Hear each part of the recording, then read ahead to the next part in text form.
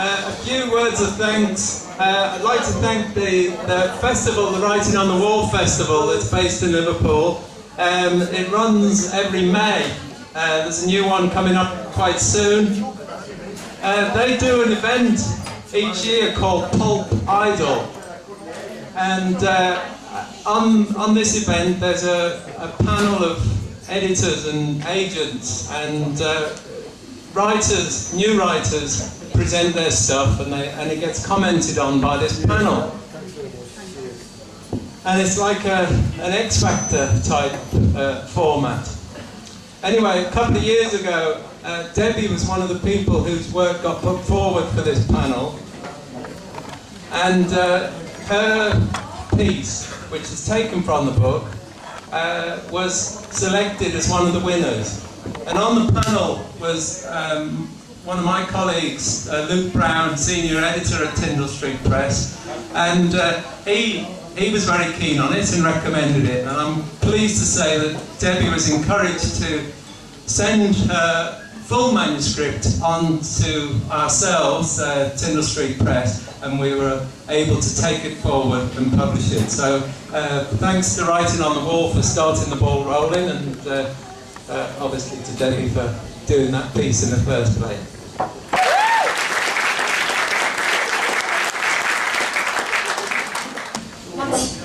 What's happened is Robin's gone in one of the squares in Sir Thomas White Gardens, or Tommy White's as we called it then.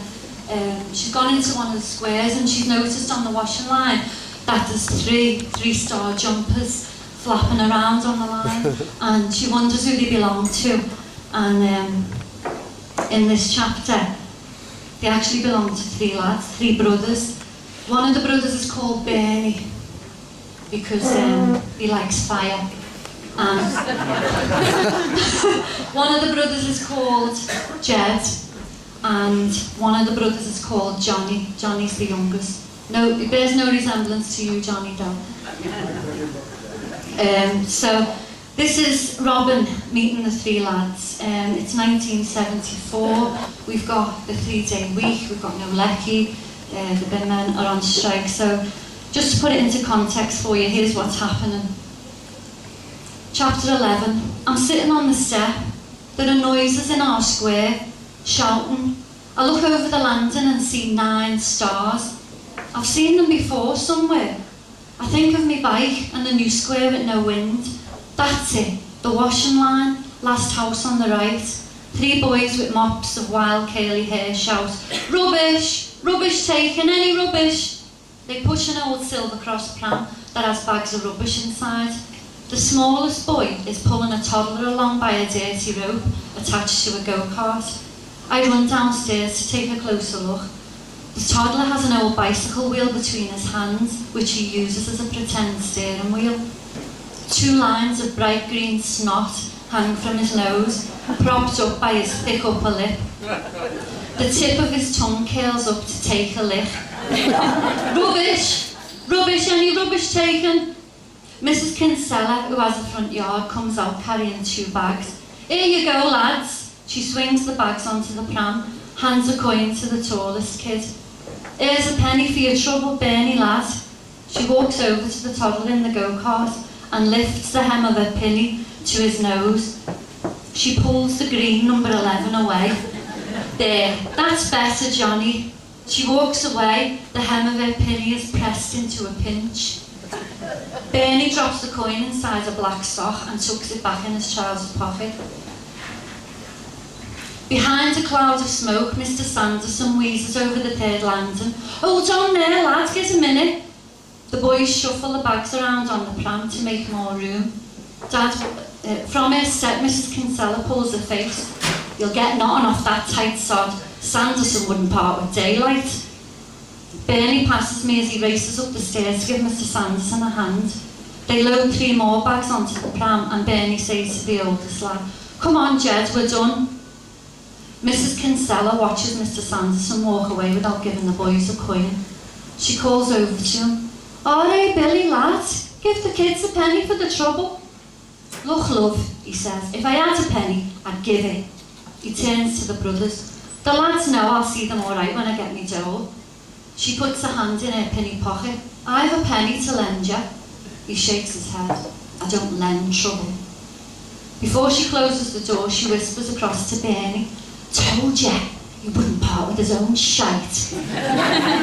Her voice sounds pleased. I followed them up St Domingo Road, past the washhouse and behind St George's Church, to a piece of wasteland. They piled the rubbish in the middle of the ground, brown paper bags tipped upside down, then laid flat. From Jed's pockets, tiny pieces of coal are sprinkled on top. Bernie takes a box of matches out of his pocket. "Move our Johnny further back, Jed," Bernie tells his brother before striking the match. He bends, moving the flame from side to side until a piece of paper catches light. He looks over to the wall where I'm hiding. I jump back, hope he hasn't seen me. "You can come and watch if you like," Bernie calls. I walk over towards the fire. Yellow, red, blue and orange flames nudge against each other. The smoky smell of burning.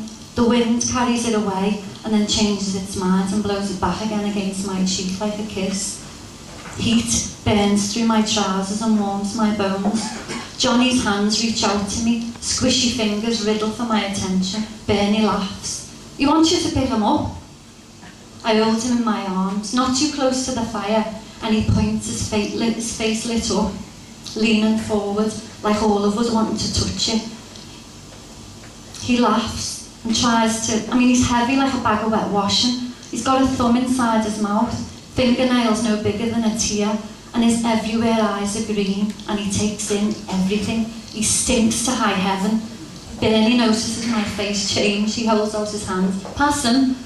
I try to hand him over, but he won't go. He presses his head into my shoulder. "He likes you," Bernie says, pulling him away. Bernie throws Johnny up in the air and catches him, puts Johnny's back into his belly, clasps him around the waist and twirls around and around. Johnny squeals, in bubbles, catching his breath again out of the wind. Still holding Johnny tight, Bernie swings him through his legs singing, "What's the time, Mr. Wolf? 1 o'clock, 2 o'clock. Jed stands in front of the baby and sticks his bum out. The baby kicks it. 3 o'clock, 4 o'clock. Bernie looks at the clock on top of St George's Church. 5 more sticks, Jed. Let's build a fire up before we go." Jed doesn't move. "Go on," Bernie says. Jed finds a few sticks and throws them on the fire. Bernie puts Johnny back in the cart and takes a few steps back and then runs towards the fire. He leaps over it, flames lick the soles of his shoes. On the other side of the fire he rolls to the ground and rips off his shoes and swears. I walk over and see the sides of his shoes are all wrinkled up from the flames. Jed gets hold of the rope and starts to pull the baby away. "Your turn," Bernie shouts over to him. "Piss off," Jed shouts, "you stupid loony. One of these days you won't make it to the other side." Bernie looks at me. "How about you?" Jed stops pulling the cart and shakes his head. "Leave it, Bernie." "No way," I say. "A couple of scaredy cats, Johnny lad, that's what they are." "I'm not," I say. Johnny starts to cry. "Go on then, no dodging to the side, right over the middle." "Time to get him home for a nappy," Jed says. I take a few steps back, run up to the fire as quick as I can and leap. I clear it, roll onto me back on the other side. "Another stupid loony, Johnny lad." Bernie looks at the burning fire and then back at me and grins. Jed shouting now, "Come on, time to go," but we don't move. We stay and we watch the fire burn itself out until there's only ashes. We watch the dark, feathery shapes flicker and melt to nothing. Johnny screams inside the cart. Green number 11 drawn on again. Bernie hands him the wheel. The tip of Johnny's tongue takes a lick of green, using the tyre to wipe the rest away. Finally, they head off home. Bernie limps away and looks back at me. "You coming?" he asks.